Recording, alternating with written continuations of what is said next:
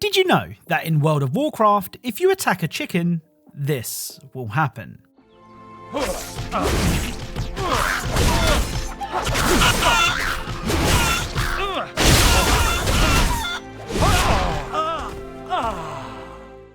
So the chickens will attack you until you die, which is of course a reference to the famously angry chickens found in the Legend of Zelda games. Hello and welcome to another episode of Video Game Easter Eggs, the series where we take a look at some of the latest and not so latest Easter eggs found in video games. Don't forget to leave a like on this video, and if you do, I'll probably cry.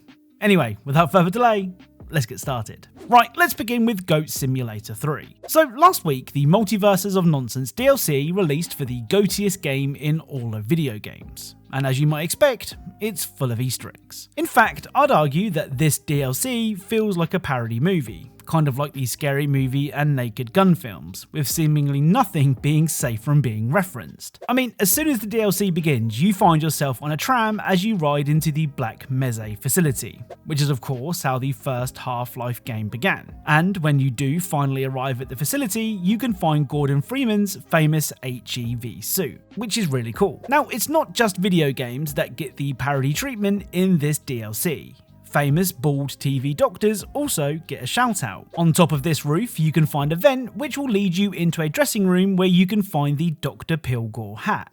And if you walk through the door, your goat can help people in need.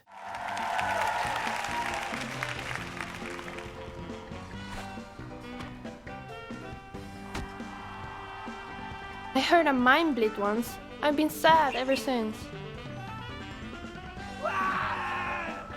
That's a good idea. I'll polish my horns in public from now on.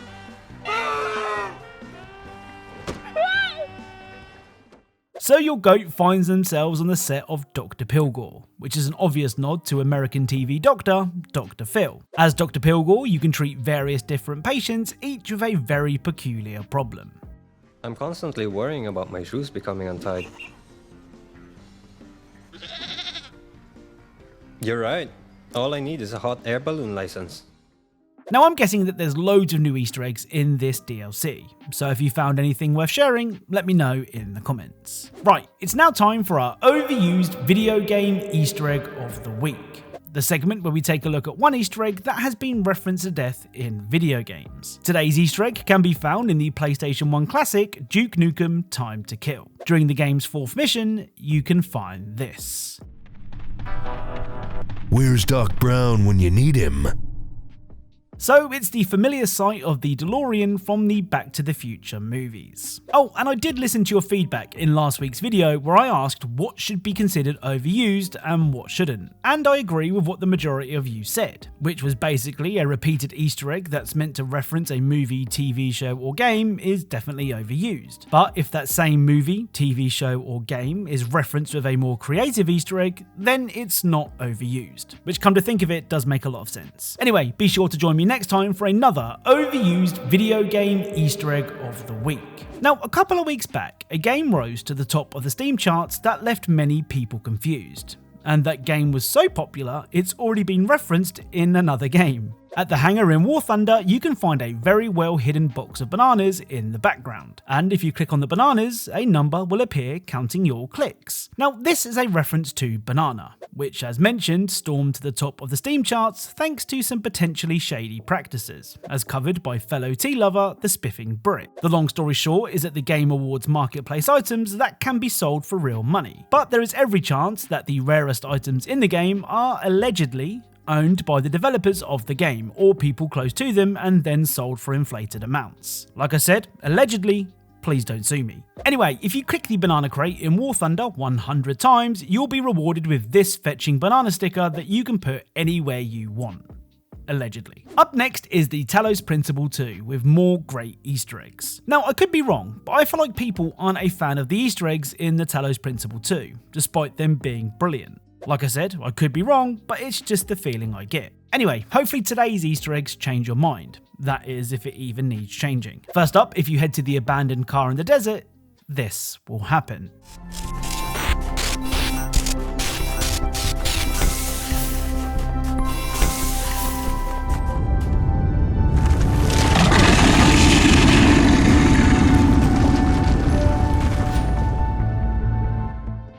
So a giant sandworm will burst from the ground. Now this could be a reference to the sandworm seen in Dune, or more likely the sandworm seen in Tremors. The other Talos 2 Easter egg is actually kind of relevant right now. Round the back of the 6th test in the Orpheus Ascending DLC, you can find this.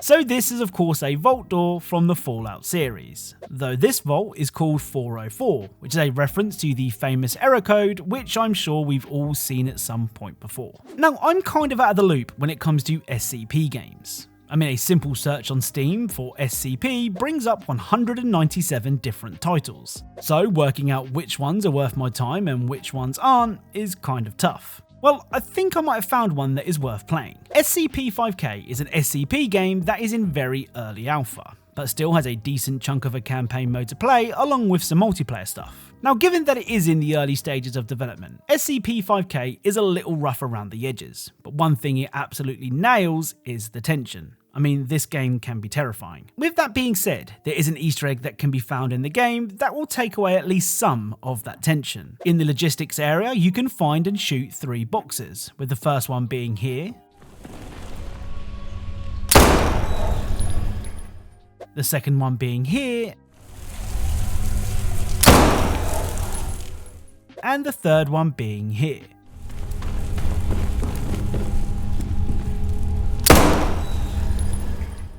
After shooting all 3, head back to where you shot the first box and make your way down to find this.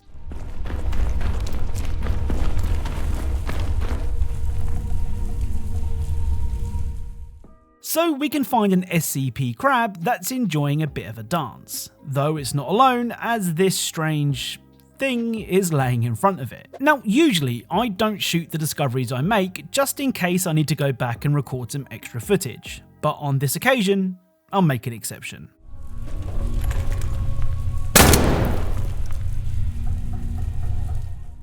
Right, let's end today's video with Counter-Strike 2 and one of the most fan-servicey Easter eggs I've ever seen. And yes, fan-servicey does make sense. Last week, the Pool Day map was added to Counter-Strike 2. This map is a remake of a popular Counter-Strike 1 map, though of course it's been given a fresh lick of paint to bring it up to today's standards. Well, if you prefer your maps to look a little less modern and shiny, you can do this.